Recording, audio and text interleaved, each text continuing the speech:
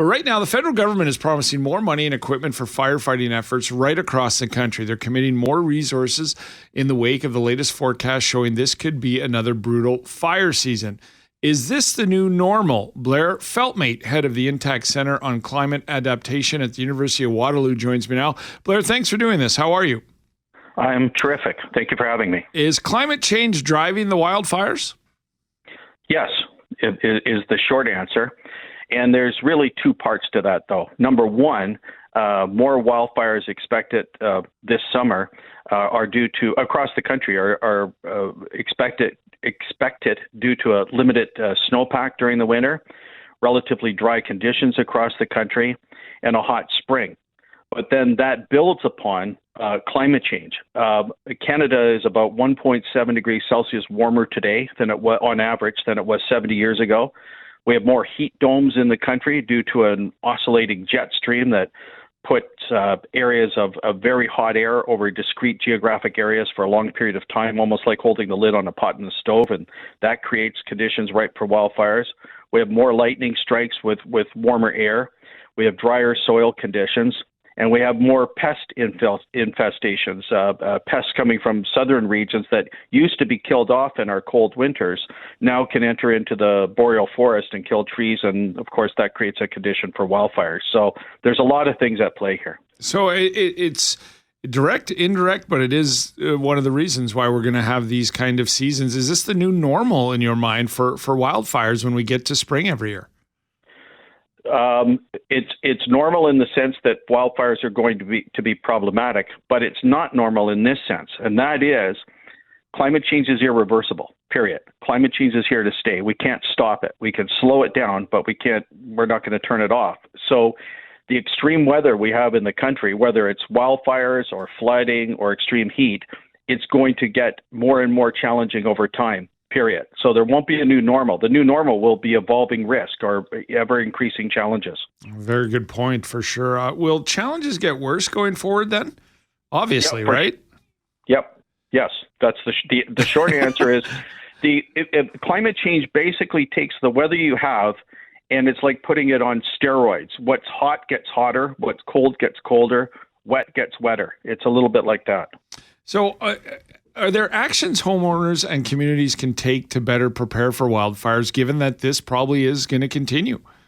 Yes, absolutely. So people at the level of the home, for example, they don't have to feel like they're a victim of circumstance. So if you have a home that's in an area that's forested or grassland, there are things you could do literally this weekend to better prepare your home to not burn down when the fires come through a region. For example, if you have shrubbery around the wall of your house within 1.5 to 2 meters of the house, get rid of it. Get it out of there, because the shrubs otherwise can ignite when a fire comes through a region. And if it's right up against the wall of the house, the heat transfers to the house and the house burns down. You don't store wood for your firewood within 10 meters of the house for obvious reasons.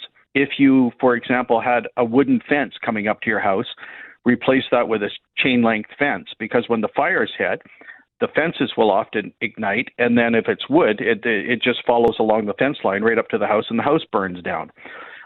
You can install non-combustible siding on the wall of your house that makes it such that if the fire does get up to it, it doesn't ignite.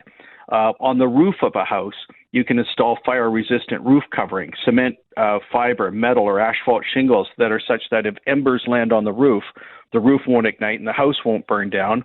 And maybe one more example would be if you had large coniferous or needle-bearing trees in close proximity to your house within 10 meters, cut those down and get them out of there, because when they ignite, they go up like a torch. The heat is tremendous, and it transfers to the house if they're close to the house and causes the house to burn down. So these are all things that we can do to help with this. How about overall with the environment and where we're at? And as you said, climate change, we're not going to stop, but we can limit it. How about some things other than just our personal, property?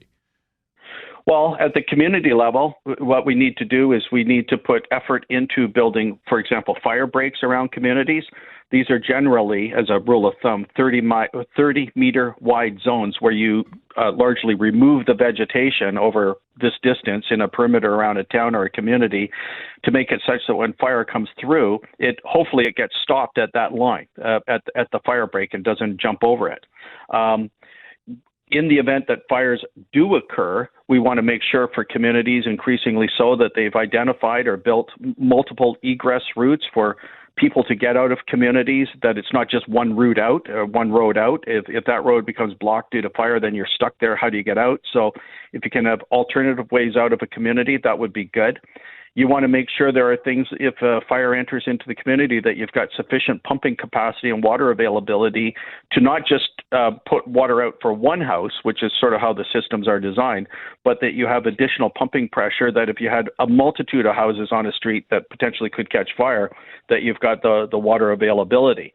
So there are a lot of things you could do at the level of the house, and a lot of things you could do at the level of the community to make it such that you can certainly diminish the chances of fire being problematic. And being that fires are going to become the new normal, or maybe already are there actions we can take to limit the impacts of poor air quality due to the wildfire?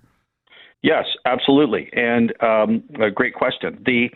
So with wildfires, we get what's called particulate matter, 2.5 micron smoke particles. And just to put that in perspective, a human hair is about 70 microns in diameter. So these are particles that are 2.5 microns, really small stuff that you can ingest into your lungs and ultimately into your bloodstream. You want to make sure that when fire smoke in towns, communities, cities is bad, that you've got N95 masks that we became familiar with during COVID. For indoors, you want to have a good indoor air quality filter to take particulates out of the air. You want to pay attention to the air quality health index when the numbers are high. In other words, the air quality is bad. For people that are perhaps respiratory or cardiac sufferers, you may want to limit your going outdoors when the quality of the air is really bad. Also, young children are susceptible to poor quality air, the smoke particulates in the air, so you might want to have them staying indoors versus going outdoors when the air quality is poor. The same for pregnant women. And for outdoor workers, those who might be more susceptible to smoke particulate being a problem, they might have to adjust their behavior when the wildfire smoke is particularly bad. And I guess finally, being that this is where we're at, it's pretty safe occupation to be a wildfire firefighter if this is what we're going to be dealing with going forward as well. I appreciate all the tips for that, but realistically, this isn't going to get better every year.